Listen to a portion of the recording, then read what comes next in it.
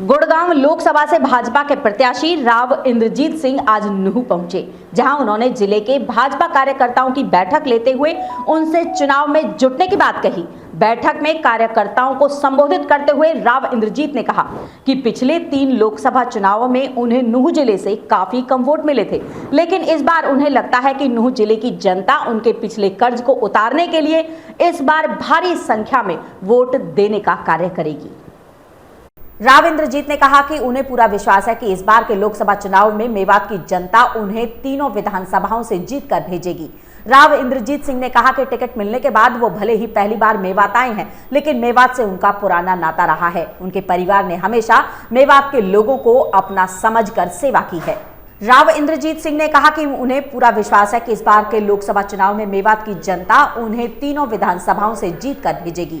राव इंद्रजीत ने कहा कि देश के प्रधानमंत्री नरेंद्र मोदी विकसित भारत के संकल्प को लेकर चल रहे हैं, जिससे भारत को विश्व के मानचित्र पर एक अमूल्य स्थान मिला है। उन्होंने कहा कि आज देश के प्रधानमंत्री नरेंद्र मोदी की गारंटी सबसे बड़ी गारंटी है। प्रधानमंत्री नरेंद्र मोदी जो कहते हैं वही करते हैं, उनकी कथनी और करनी में कोई अंतर नहीं है। इस दौरान राज्य मंत्री संजय सिंह और हरियाणा वक्फ बोर्ड के एडमिनिस्ट्रेटर चौधरी जाकिर हुसैन ने भी जनसभा को संबोधित किया।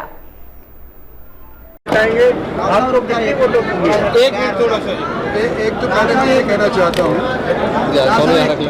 आप ना दिख रही तेरी रमजान के दौरान मेरे को नूंह में आने का अवसर मिला।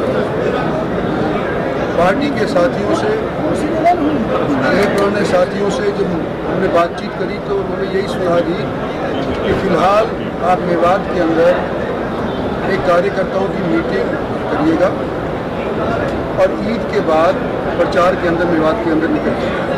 तो उनकी सलाह मानते हुए मैंने फिलहाल आज 4 तारीख को मेवात के अंदर ये कार्यकर्ताओं की मीटिंग करी है और जो भी हमारी पार्टी के साथ जुड़े हुए साथीगण हैं, बड़े बड़े अहमियत रखने वाले जितने भी हमारे साथी हैं, वो सारे आज यहाँ पर उपस्थित हैं और सबने आज के दिन ये आह्वान किया है कि न केवल हम बल्कि हमारे जितने भी साथी जो यहाँ उपस्थित नहीं हो पाए हैं उनको गांव-गांव के अंदर जा करके, मोहल्ले के अंदर जा करके वोट मांगेंगे। भारतीय जनता पार्टी के लिए मांगेंगे, कमल के फूल के लिए वोट मांगेंगे।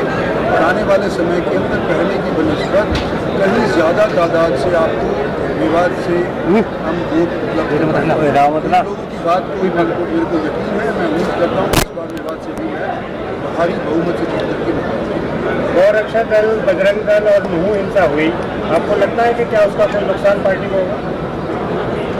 देखो, हर एक आदमी एक जैसा नहीं होता, पार्टी में अलग शाखाएं वो भी एक जैसी नहीं होती, लेकिन मूल रूप से जो हमारी पार्टी की सोच है या धारा है वो ये है कि सबको बराबर के तौर पे ऊपर आता जाए, चाहे वो किसी भी वर्ग का हो, चाहे वो किसी भी रिलीजन का हो।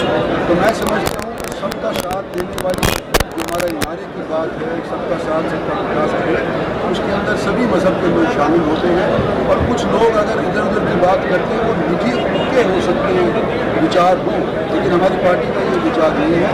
हमारी पार्टी का तो यही विचार है, हमारे प्रधानमंत्री का यही विचार है कि सबको साथ लेकर के हिंदुस्तान को अगले 25 साल के अंदर जब हम 100 साल पूरा कर लेंगे आज़ादी का, उस टाइम तक भारत को विकसित देश बना करके हम दुनिया के मानचित्र के ऊपर खड़ा सामने लड़ने में बुरे मुझे नहीं पता कि गुरेज कर रहे हैं नहीं कर रहे हैं, लेकिन अगर वो कुछ इस बारे में सोच विचार कर रहे हैं तो आमतौर के ऊपर आप मेवात के जो लोग हैं उनके ऊपर उनको ज़्यादा भरोसा था और इस बार वो भरोसा टूटता नजर आ रहा है। इस प्रकार शायद दोबारा से सोचने की नौबत आ रही है।